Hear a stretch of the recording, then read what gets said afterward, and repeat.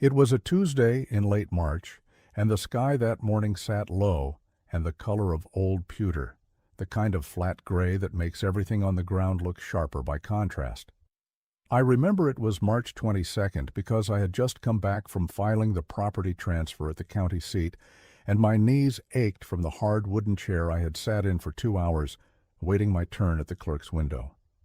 The temperature hadn't climbed past 38 degrees by 10 in the morning.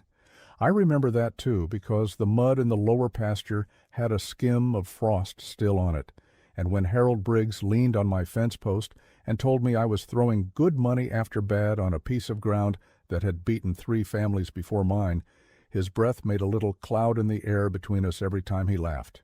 He laughed 3 times. I counted because I've always been the kind of person who pays attention to small things when large things are being decided. By the way, wherever in the world you're watching from right now, let me know in the comments. I love seeing how far these stories reach. Okay, where were we? Harold wasn't a cruel man. I want to say that plainly, because what he said that morning wasn't meant to wound. It was the kind of honesty that comes from a neighbor who has watched ground defeat people before and doesn't see the point in pretending otherwise. He said the lower 40 was a drainage sink, that the water table sat too high, that the soil was the wrong kind of clay, and that the only thing that had ever grown there in any abundance was trouble. Then he looked at the 6 goats I had unloaded from the borrowed trailer that morning, 3 does and 3 wethers, all of them a Kiko cross I had bought for $420 total from an estate sale 2 counties over, and he said, "Those are not the kind of animals that fix ground like that." He didn't say it mean. He just said it the way you state a fact about weather. I was 63 years old that March. I had buried my husband Roy the previous October, and I had sold the house in town and put everything into this 112 acres because Roy and I had always meant to come back to it, and we had run out of time for me to mean to do anything anymore. The farm had been in Roy's family. His grandfather, August Vetter, had worked a section of it in the 1930s and 40s. And after August died in 1951, his son, Roy's father, had tried to run cattle on the lower ground and lost most of a herd to foot rot in wet years. Roy's father eventually leased the whole lower 40 to a neighbor and left it fallow for the last 12 years of his life. When Roy inherited the property, he kept the upper 72 acres in hay and ignored the lower 40 the way you ignore a room in your house where something bad happened. We never talked about working it seriously. We just let it sit. So when I showed up at 63, recently widowed, with a checkbook that had a limited number of pages left in it, and I unloaded 6 goats onto a piece of ground that had beaten everyone who touched it, Harold's 3 laughing breaths of steam in the cold March air were not unreasonable. The rest of the township mostly agreed with him, quietly, in the way that rural people agree with each other about things that don't need to be said aloud. I had found August's notebook the previous November while going through Roy's things in the back bedroom. It was in a cedar box under the iron bed frame, tucked inside an oilcloth wrapper that had kept it nearly perfectly dry for 70 years. The notebook was a standard farm ledger, green cover, 160 pages, and August had used about 90 of them.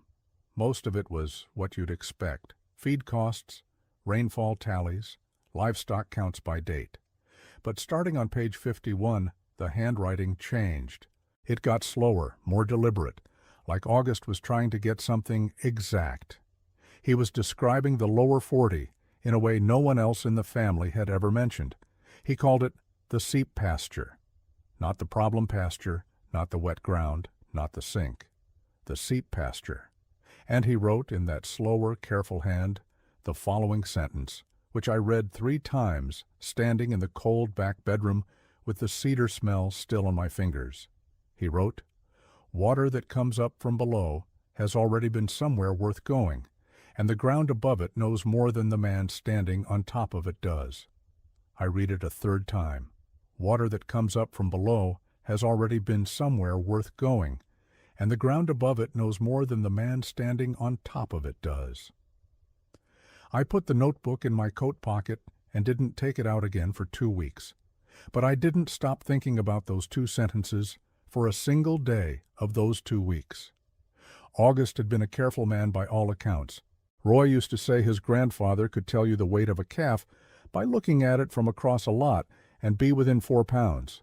A man like that doesn't call a piece of ground a sheep pasture by accident. He calls it exactly what it is. I talked to my neighbor and oldest friend, a woman named Dorothy Sen, who had been farming her family's place 2 miles east for 40 years and who had the kind of mind that asks the question you forgot to ask yourself. I sat at Dorothy's kitchen table in December and told her what August had written. Dorothy listened without interrupting, which was her way, and then she said, "Do you know where the water is coming from?" I told her I didn't, not yet. She said, "Do you know how much there is?" I said I didn't know that either. She said, "Those seem like the things you'd want to know before you decide what to do with 6 goats." She wasn't dismissing it. She was giving me the shape of the problem, which was what Dorothy always did. I went out to the lower 40 on a dry afternoon in early February, 6 weeks before I bought the goats, and I walked it in a grid. I was not trained as a hydrologist or soil scientist. What I had was August's notebook, a set of rubber boots, a pointed steel probe rod I had bought at the farm supply for $11, and enough stubbornness to take a measurement every 20 feet across a 40-acre rectangle. That is 220 probe readings, and I did them over 3 days. What I found was not uniform. The high clay content Harold had described was real, but it wasn't the whole story. In the northeastern quarter of the lower 40, roughly 10 acres, the probe went down with a different resistance than the rest. Softer, not boggy, not waterlogged in the way that suggests stagnant surface water, but yielding in a way that told me something was moving below. In the middle of that 10-acre section, in a low spot, ringed by a half-circle of old willows that I had always assumed were volunteer scrub, the probe, at 19 inches, met something that was not clay and not rock. It was gravel. Clean, rounded, water-washed gravel in a band I could trace for roughly 60 feet, running northeast to southwest. I went back the next day and dug a test hole with a spade at the center of that gravel band, 20 inches deep, and sat on my boot heels and watched. In 40 minutes, water was seeping in from the sides of the hole at a rate I estimated at about 2 gallons per hour. Not a gusher, not dramatic, but steady and clear. I dipped my finger in and tasted it, which I know is not a scientific method, but it told me what I needed to know. It was cold, and it had no iron tang and no sulfur to it. Clean water, moving through gravel, coming up from a source I didn't yet understand, but that August Vetter had understood well enough to name. That was when the word seep stopped being a word and started being a fact. What August had known, and what I was beginning to understand, is that a seep is not a flood, and it is not a spring in the storybook sense. A seep is a slow, constant lateral movement of groundwater through a permeable layer, usually gravel or fractured stone, that emerges at a lower elevation, where the impermeable layer above it thins or terminates. The water doesn't come up violently. It arrives the way a patient thing arrives, steadily and quietly. Every drainage improvement that Roy's father had attempted on the lower 40 had been working against the seep rather than with it. He had been trying to pull the water off the surface, which is impossible when the water is arriving from below faster than it can be moved sideways. He had been reading the problem wrong for 20 years. August had not read it wrong. August had seen what it was. The question I had to answer was what you do with a seep on 10 acres of heavy clay in a northern climate where the growing season runs from the first week of May to the second week of October at best. The answer August's notebook suggested, in a paragraph on page 62 that I read 4 times to be certain I understood it, was that you do not fight the moisture. You put something on the ground that prefers moisture, and that will use the fertility the seep carries with it. August had used the lower 40 in the 1930s for a mixed herd of dairy goats and harvested the vegetation they produced every fall. He noted that the willows kept the water table from surfacing in summer, that the goats browsed the willows hard enough to keep them from overrunning the pasture, and that the seep had carried enough dissolved mineral content that his goats had never needed supplemental mineral in the years he ran them on that ground. He had recorded their condition scores every spring and fall for 11 years.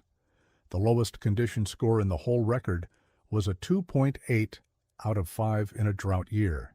The average across 11 years was 3.6. For a goat on unimproved native browse with no commercial feed supplementation, a 3.6 average is not a poor result. It is a very good result.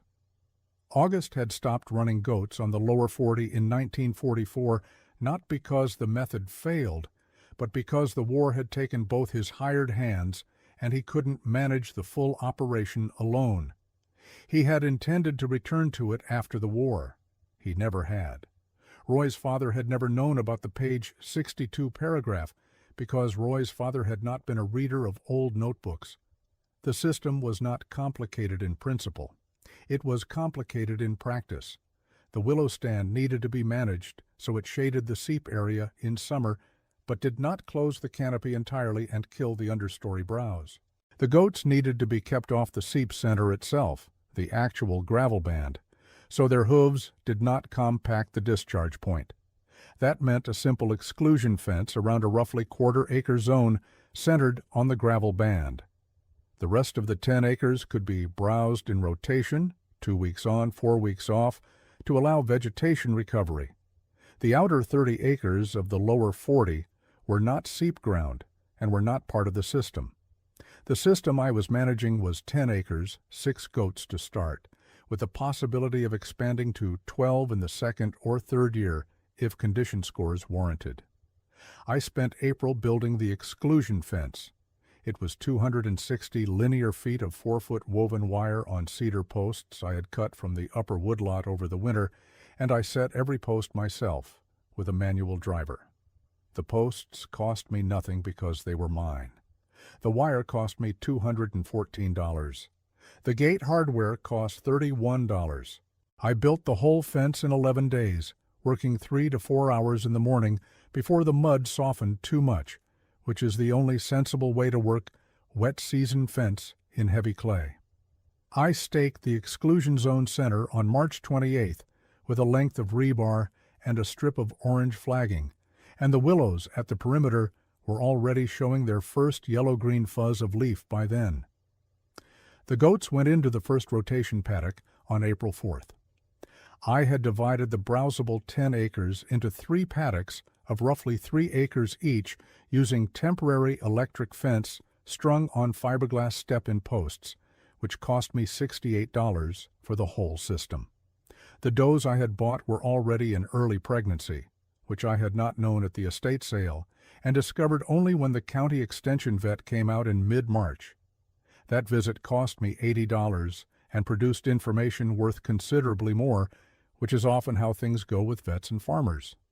2 does were carrying singles, and 1 was carrying twins.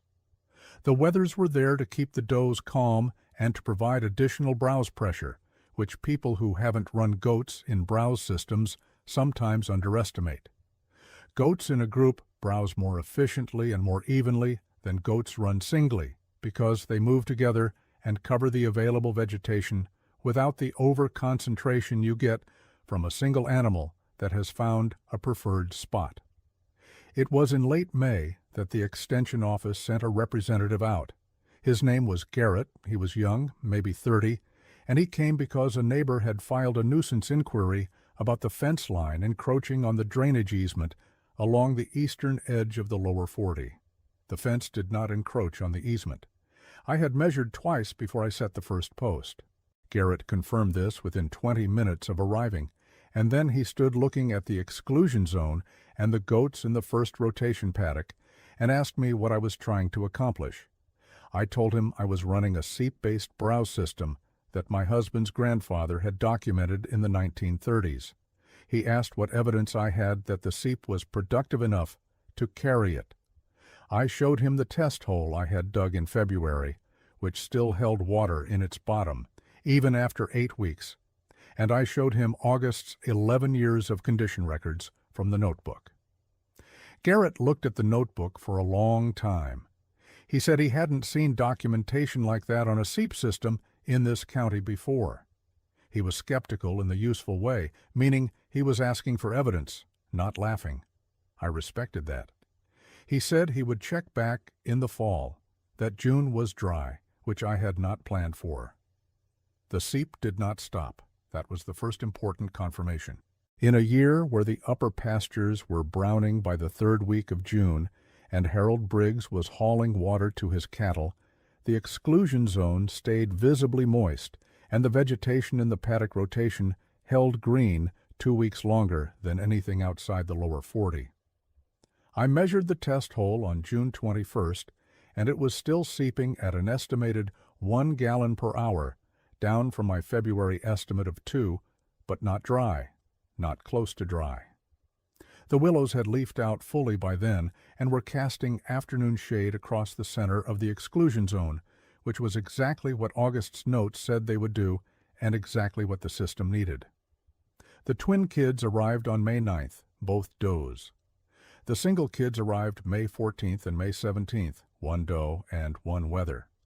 I kept the 2 doe kids and sold the wethers for $60 each at 8 weeks. $60 came back out of the system before I had run it a full season. I will tell you honestly about the night in July when I was not sure.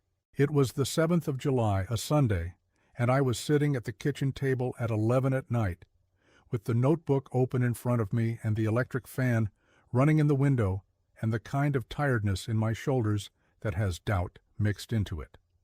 I had spent $14,000 acquiring the property's tax arrears, buying the 6 foundation animals, building the fencing, and covering the vet visit. I had been living on Roy's pension and a modest savings account. I had not paid myself anything. I was 63 years old and alone, and I had put a significant portion of my remaining financial security into a 10-acre sheep pasture, because a dead man's notebook told me the water coming up from below had already been somewhere worth going. In the middle of the night, that kind of faith feels thinner than it does in daylight.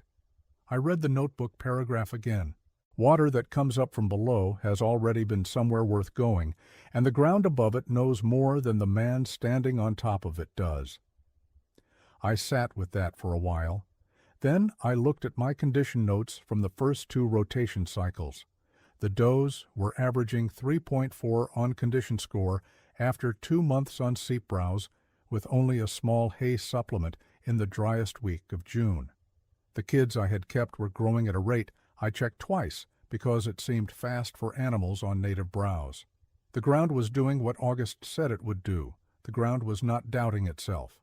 I decided to match it. By September, the does that had kidded in May were ready to rebreed, which I arranged with a Kiko buck borrowed from a farm 30 miles away for 2 weeks at a cost of $75.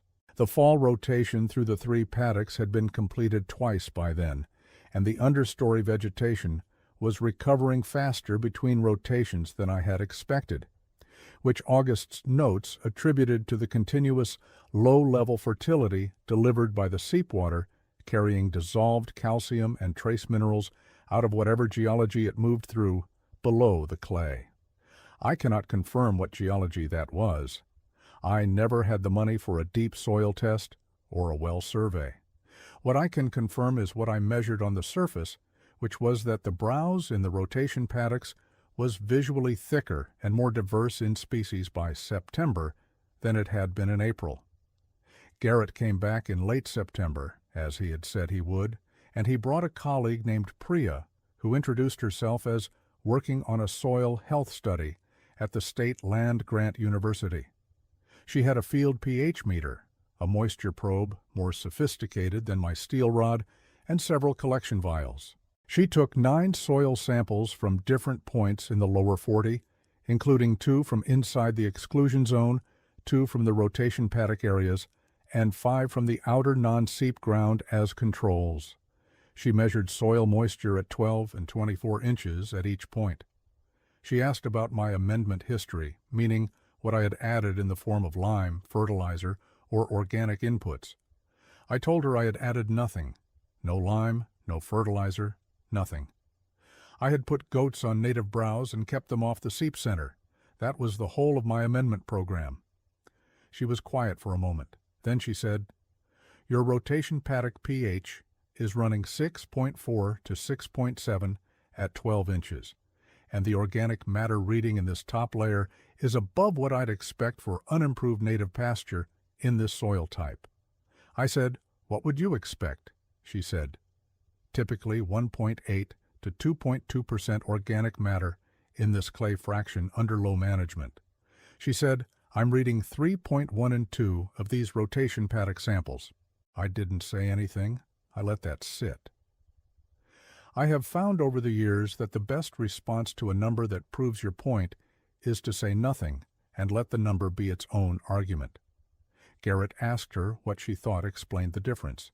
She said the seep was likely carrying mineral content that elevated the base saturation in the upper soil layers, and that the goat browse cycling was adding organic matter through manure and hoof action faster than she would predict for this management intensity.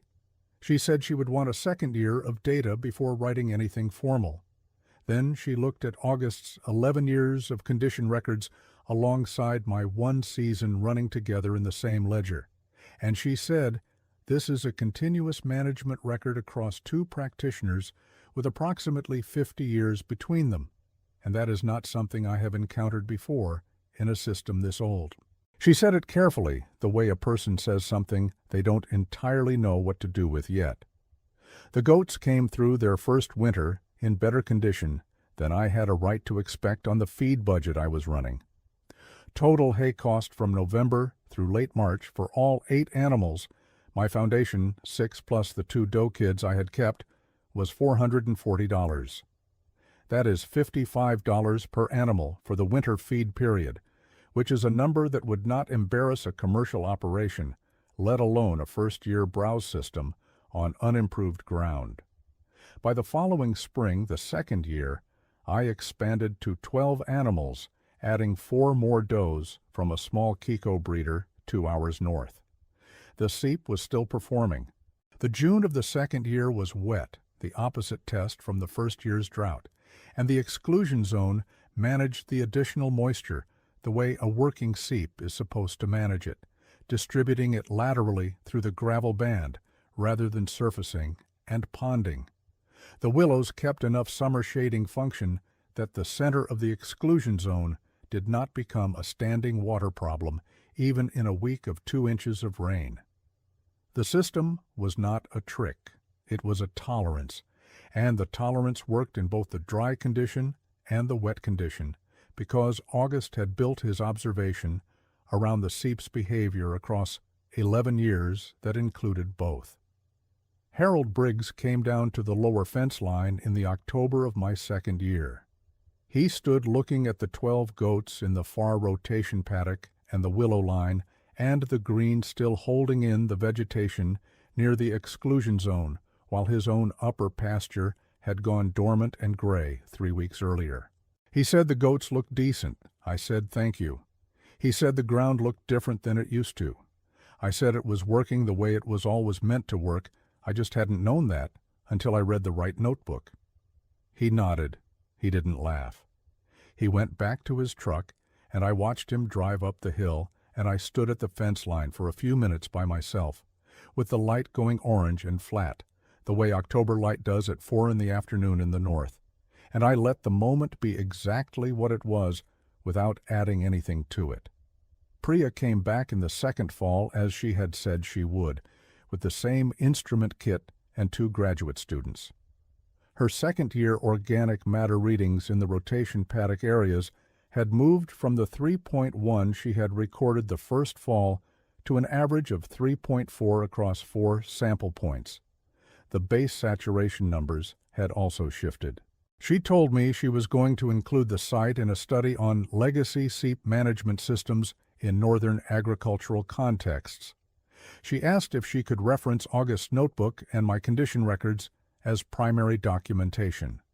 I said yes on the condition that August Vetter was named as the original practitioner and his dates were accurately represented.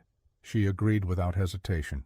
She said the notebook was, in her words, a remarkable primary source for a soil water management intuition that predated the formal soil health literature by several decades. I asked her to say that again, and she did. And I wrote it down in my own ledger that evening, not because I needed the validation, but because August deserved to have it recorded somewhere that would outlast me.